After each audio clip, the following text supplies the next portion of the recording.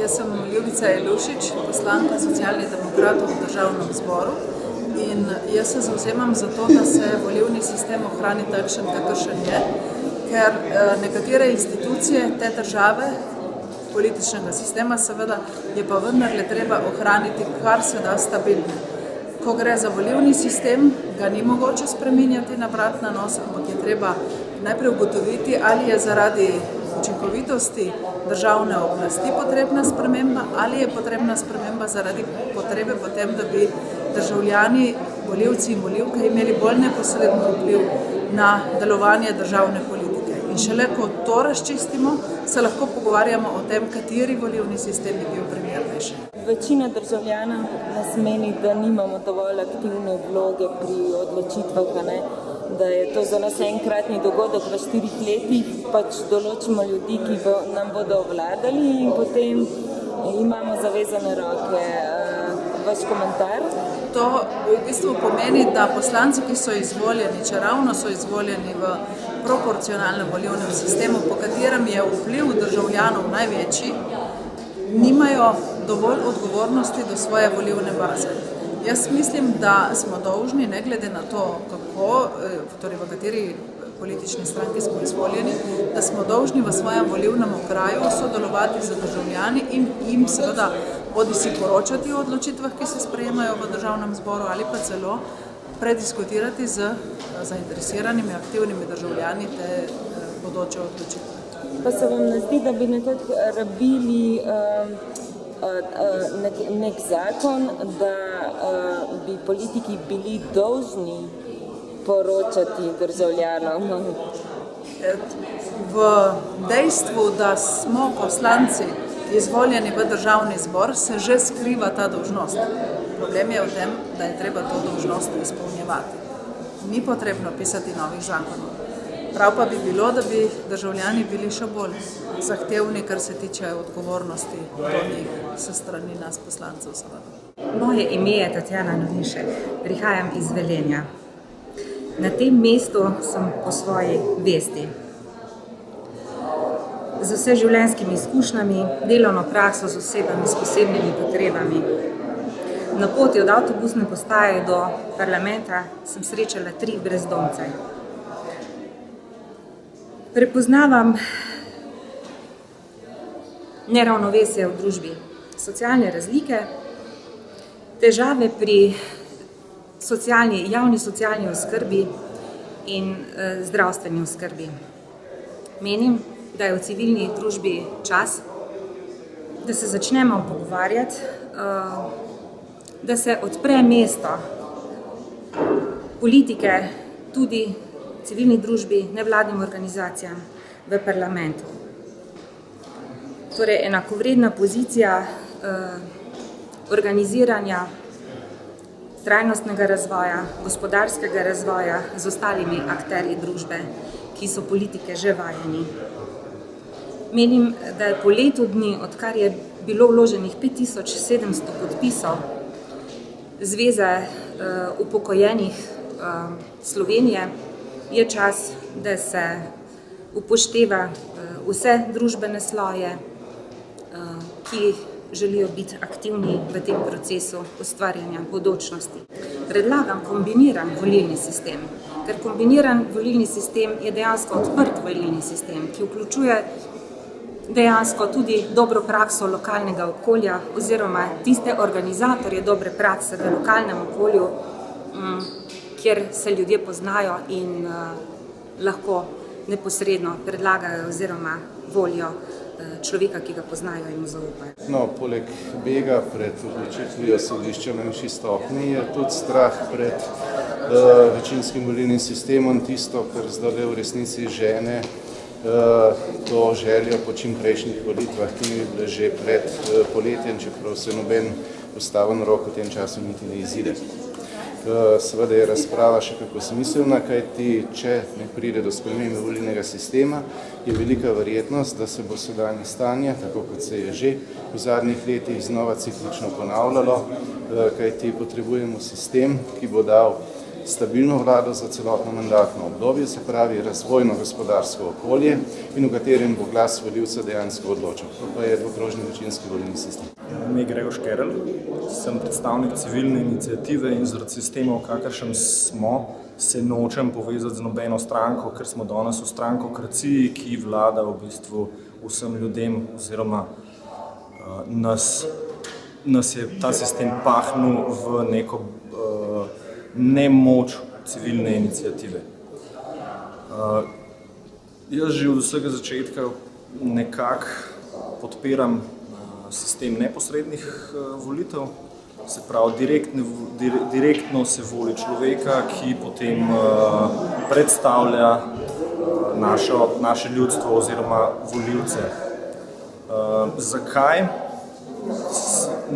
Zato, ker mi nekako ta sistem zdaj pokazal, da smo v nekem medlem območju, kjer stranke same na koncu, čeprav se je volil človeka, stranke same na koncu imajo tisto moč, da postavijo tistega, kar one hočejo, oziroma kot se je videl zdaj na zadnjih volitvah, izvolil se je konkretno določenega človeka, katerega je zamenjala čist druga stranka, čist drugi človek, no in na koncu smo dobili spet tretjega človeka iz prve stranke, ki je bitek zmagala na volitvah. Meni osebno to zgleda farsa. Meni je to kot v vrtcu, ko se zmenimo, kdo bo predsednik, potem pa čez 2 minuti rečemo, ne, mi tebe ne maramo več, hočemo pa drugega. Na tak način se ne da voditi neke države, niti družine se ne da tako voditi, da se iz dneva v dan spreminjajo mnenja in se obračamo po vetru. Kombiniran sistem je prav veliko izkušenj, jaz s tem nimam, ker pač nisem v takem sistemu še živel, nisem ga niti poskusil. Mislim si pa tako, da boljše je, kot zdaj, kjer imamo, boljše je, kot ta sistem, ki ga imamo zdaj, ker omogoča vsaj delno voljenje konkretnega človeka, konkretnega vodjo. In s tem se bolj približamo temu, kar bi želeli in pušča neko, saj, če ne drugega, saj nam pusti misel, da imamo nek vpliv na vse skupaj. Že Einstein je rekel, da se popraviti nekaj z istim orodjem, s katerim se je zadeva pokvarilo, ne da. Zato sem prepričan, da je potreba zamenjati cel sistem, ne samo volilne zakonodaje, se pravi sistem volitev. Nujna je integracija odgovornosti in odpoklica izvoljenih. Se pravi, treba je upeljati nek inštrument, s katerim bi lahko se pravi volivci, tisti, ki volijo določenega človeka, tega človeka odpoklicali, če seveda se ta človek ne drži programa, katerega je obljubil. Meni se zdi najboljši kombiniran volilni sistem in mislim, da danes govoriti o tem, da pristaši večinskega in proporcionalnega ne vidijo, na nek način je to neka barvna slepota, ne vidijo umestne možne rešitve, ki pobere oziroma kombinira najboljše rešitve z ene in z druge strani. Nikakor pa ne mislim, da je to aktualno v tem trenutku, ker bi po mojem mnenju se to dalo zagotoviti v nekih pogojih velike koalicije. Ta je pa možno seveda po kakšnih bodočih volitvah, seveda, če bodo glavne stranke, najuspešnejše stranke, vodili ljudje, ki bodo medsebojno kompatibilni hoteli sodelovati, ne pa največji politični nasprotniki. Hvala. Valerija Korošec, članica sekcije za promocijo univerzalnega temeljnega dohodka. Na teh volitvah smo poskušali tudi kandidirati z neodvisno listo UTD, ampak nam seveda spričo tega sistema to ni uspelo. Zato zagovarjamo ne točno določeno rešitev, ki se danes predstavlja, ampak nujnost takojšnje spremembe, da na naslednje volitve ne gremo po starem sistemu. Zdaj, če je možno v kratkem času sprejeti korenite spremembe, toliko boljše. Če pa ne, je pa v prvem koraku nujno potrebno dati volivcu več moči. To se pravi zagotavljanje preferenčnega glasu in upoštevanje tega. Drugače pa seveda v nadaljevanju hočemo več enakopravnosti v celotnem volilnem sistemu, pri kandidaturi, pri potrebnih podpisih za podporo kandidatom, pri enakopravnosti, kar se tiče danje podpore na upravni enoti ali elektronsko. Zdaj so bili marsikateri naši podporniki diskriminirani, ker so v tujini. Potem absolutno večji posluh za enakopravno zastopanost moških in žensk, večja regionalna zastopanost. Tako da v bistvu težko rečemo, kateri od predlaganih sistemov bi bil dobra rešitev, zato ker vsaj v 3 zahtevah, ki sem jih jaz povedala, zaenkrat še nobena ne zadošča tem kriterijem. Ampak kot rečeno, na naslednje volitve moramo iti po spremenjenem sistemu, zato da dobimo znak, da ljudje dobimo znak, da se stvari premikajo, ne pa da smo spet se ustavili tam, kjer smo bili. Moje ime je Janez Pogorelc. Tisto, kar bi v Sloveniji potrebovali, je verjetno predvsem nekoliko povečanje koncentracije volilnega sistema, se pravi zmanjšanje števila političnih strank v parlamentu. In to se lahko naredi bodisi z večinskim volilnim sistemom, kot pač predlaga SDS že leta, bodisi tako, da narediš preprosto nek dvig volilnega praga. In potem bi prišli v Sloveniji do števila političnih strank, kakršno bi bilo pravo. Se pravi, tam nekje 2 do 4, največ 5 strank v parlamentu, 8 je pač več, kot ta država ima. Ne samo finančnih potencialov, kot lahko strank nekako prehrani, ampak na drugi strani je tega tudi več, kot je nekih intelektualnih potencialov. Menite, da bi volivci lahko imeli pravico, da odpokličemo poslanca? Kdo bo tisti, ki bo potem o tem odločal? A bomo imeli vsak mesec nove volitve? Ne, da bo ljudstvo lahko odločilo, ali še držijo, ali ga ne držijo več noter. Ne? Zelo težko, ne? Se pravi, v vseh državah, tudi primerjalno pravno, boste videli zgolj en sistem, ko pravzaprav poslanca, ko je enkrat izvoljen, v bistvu ne moreš ga več odpoklicati. Se vam zdi to pravično? Ja, meni se zdi to popolnoma pravilen model, ker najkasneje po 4 letih bo seveda njemu mandat pač padel in če volivci niso zadovoljni. Torej, volivci imamo en dan v 4 letih, da se odločamo o tej državi. To je razlika med demokracijo in avtokracijo. Ne? Poleg tega imamo pa še nekaj referendumskih dni, ne? Tudi to imamo. Ja, hvala Bogu, da je prišlo do razprave, ampak malo pozno.